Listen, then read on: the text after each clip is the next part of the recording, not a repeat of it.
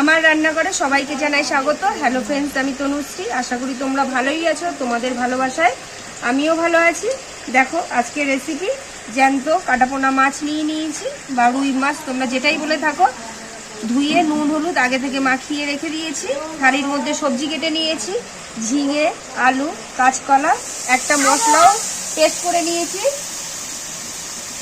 জিরে, গোটা জিরে, ধনে, কাঁচা লঙ্কা, টমেটো, আর চামচের মধ্যে নিয়ে নিয়েছি মেথি।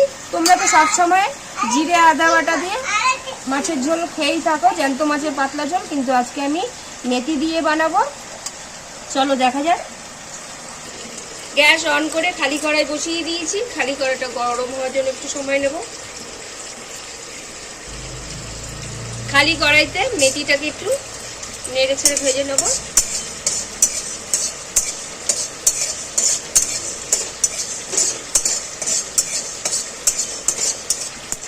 মেথিটা ভাজা হয়ে গেছে, মেথিটাকে আমি নামিয়ে নেব। খালি কড়াইতে দিয়ে দেবো সরষের তেল। তেলটা গরম হওয়ার জন্য একটু সময় নেব।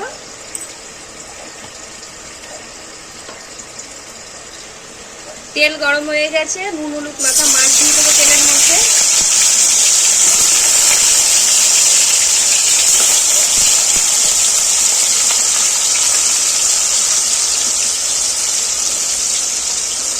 মাছগুলো ভাজা হয়ে গেছে লাল লাল করে, এবার তুলে নেব। গরম তেলের মধ্যে কাটা আলু ভেজে নেব।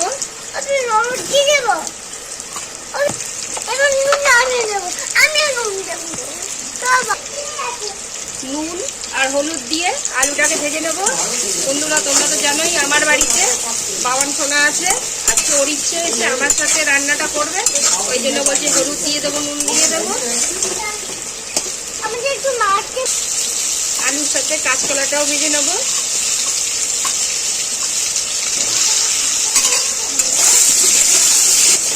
আলু আর কাঁচকলাটা ভাজা হয়ে গেছে, আমি নামিয়ে নেব।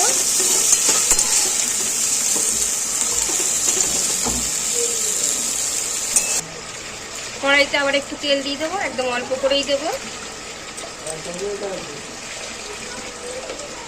তেল গরম হয়ে গেছে, ফোড়ন দিয়ে দিলাম গোটা জিরে, তেজপাতা, নেড়ে ঝেড়ে ফোড়নটাকে ভেজে নিলাম। ফোড়নটা ভাজা হয়ে গেছে, বাটা মশলাটা দিয়ে দিলাম।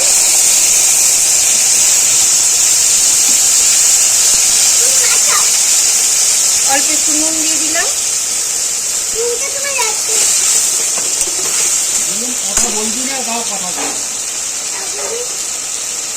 হলুদ,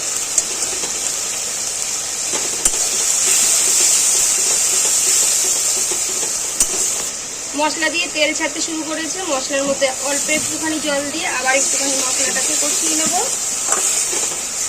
এখানে আমি জলটা যে ব্যবহার করেছি বন্ধুরা, এটা একদম গরম জল।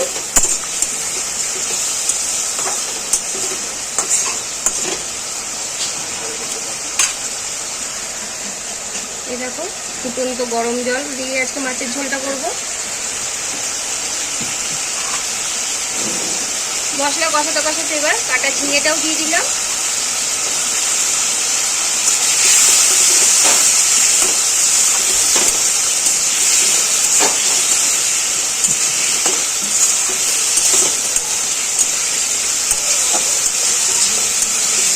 ঝিঙেটা কষাতে কষাতে ভাজা আলু আর কাঁচকলাটাও দিয়ে দিলাম মশলার মধ্যে।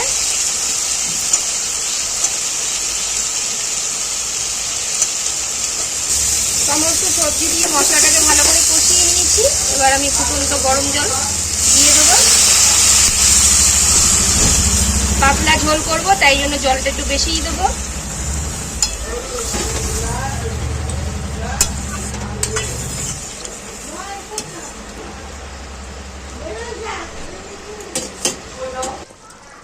ঝোল ফুটে গেছে, দেখো সবজিগুলো, ঝিঙে তো আগেই সেদ্ধ হয়ে যায়, নরম সবজি, কাঁচকলাও সেদ্ধ হয়ে গেছে,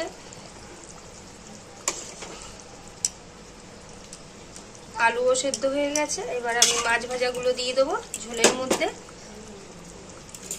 আমি একটুখানি সময় ঢাকা দিয়ে রেখেছিলাম, তাহলে তাড়াতাড়ি ফুটেও যায় আর সেদ্ধ হয়ে যায়। তোমরা তো জানোই আমি একটুখানি ঢাকা দিয়ে রান্না করতে পছন্দ করি।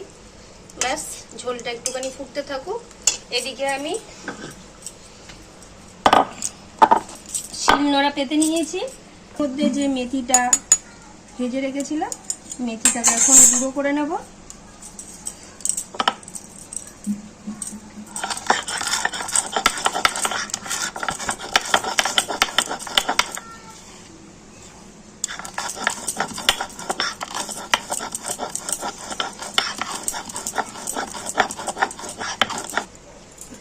মেথির গুঁড়োটাকে আমি এবার ঝোলের ওপর থেকে দিয়ে দেবো, একটা আলাদাই সেন্ট হয় এই ঝোলের।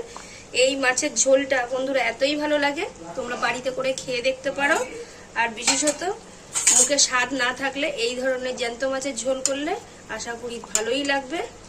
আর আমি তো বলেই থাকি আমার রেসিপি দেখে তোমরা বাড়িতে করে একদিন করে খেয়ে দেখো।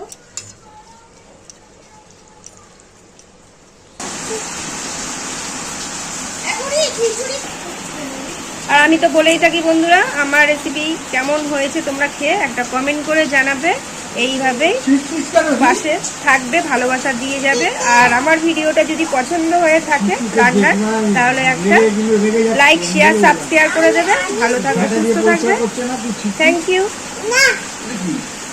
খুব ভালো লাগে মেথি দিয়ে মাছের ঝোল করতে।